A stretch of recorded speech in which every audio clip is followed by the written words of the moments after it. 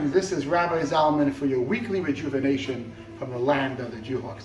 You know, this week I decided I want to talk about the one thing that's been on the mind of so many people so often, especially during the last few weeks.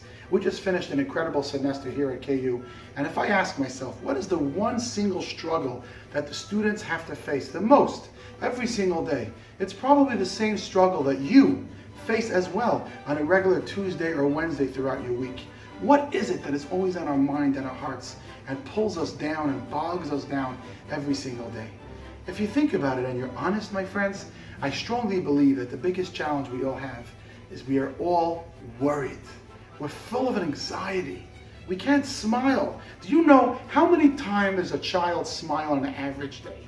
Believe it or not, the answer is 300 times. What's the average amount of times an adult smiles every day? 20. I'm not making this up. You can ask Rabbi Google. This is it. 20 times. Now, why is it so? Children get a half price in smiles, and we got to pay full price. The reason is because adults, for some reason, walk around with so much worry and anxiety. And today, I want to share with you some insights from the Torah portion, how we can find an incredible tool that exists within ourselves to just stop being so worried. People are so full of anxiety, always so tense, so much insecurity. You know, the biggest fad now is the fidget spinners. Why is it so important? Because we can't even have a conversation with someone. We have to hold on to something for security. It used to be our phones. Now it's a fidget spinner. If you're having a conversation with someone, it gets a little bit quiet, it feels awkward. We have to be busy with something the whole time. Why can't we just be at peace without worry and anxiety and concerns? So the answer, my friends, can be found in a place that so many people believe. The answer can always be found on the dollar bill. Now, when I say the answer on the dollar bill, I actually mean something different than what you're imagining.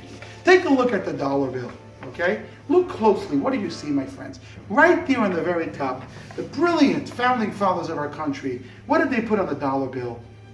Very simple, 4 words: in God we trust. What does that mean, in God we trust? We see it every day. Well, let's think about it for a moment. What is the difference between faith and trust? Faith and trust are very different things. Let's look at the game of football, for example. In football, there are 2 very important players. There's the referee and there's the quarterback. The referee's job is to intervene when there's a problem. If an issue comes up in the game, we need the referee to tell us how to deal with it. Now, the quarterback actually doesn't show up when there's problems. The quarterback is the one who shoots and calls for every single move.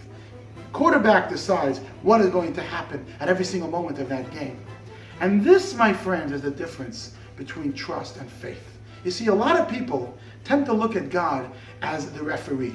If there's a problem in life, I wake up and I remember about him, and I call out and I ask him for help. That's called faith. I have faith in him. When I'm stuck, I know where to find him. But truthfully, my friends, there's something more important than that, and that is called trust. Trust means to recognize that God is not just the referee who shows up when we're stuck. God is the quarterback who calls every single move that goes on throughout your life. So everything you experience, the job you found, the summer job that you're experiencing, the significant other that you met, or whatever it may be, every challenge and every gift, everything you have in your life is coming from God. So to trust in God means that you actually feel that every single moment you are just cradled in His embrace. And this, my friends, is a very powerful lesson that we learn from this week's Torah portion. God told the Jewish people the important mitzvah of Shemitah, the sabbatical year. Every 7 years, the Jewish people in the land of Israel are not allowed to work in their fields. They have to put away their tractors and go take a year of sabbatical. Now, if you think about it, that's very difficult because Israel is an agricultural economy. Just imagine if in Kansas, everybody stops working for a year in the fields. It doesn't happen. But amazingly, in the land of Israel, God told the Jewish people, I want you to stop working for a year, even though your sustenance depends on your toil in the fields. And the lesson is so clear. You don't work for a year, I will take care of you. That is God's reminder that every single moment in our lives, if we want to get rid of that anxiety that is taking over our entire existence, you need to get the ultimate fidget spinner. And you know what that is? That is true trust in God.